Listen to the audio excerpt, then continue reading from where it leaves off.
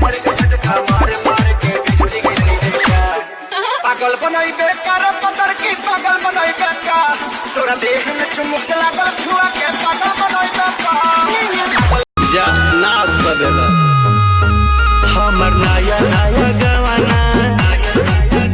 नया तकिया बिछवाना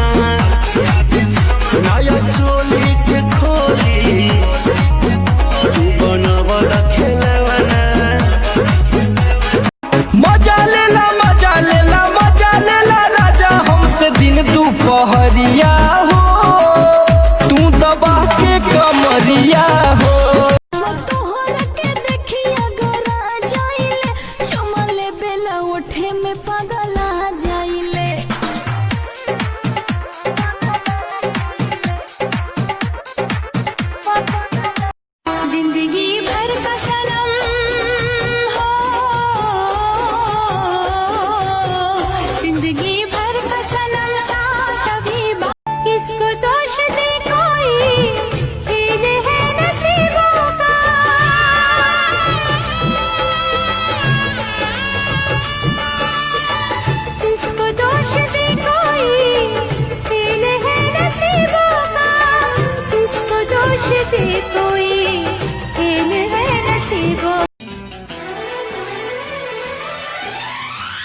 हमें आशिकी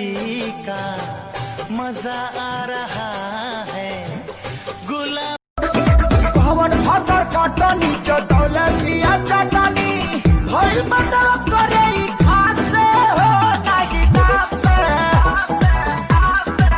तनो चुनाया नया में हरता ये पागल दिल मेरा हर पल तुझे याद दे ये दिल ये पागल दिल या हो पर देह समय कैसे दो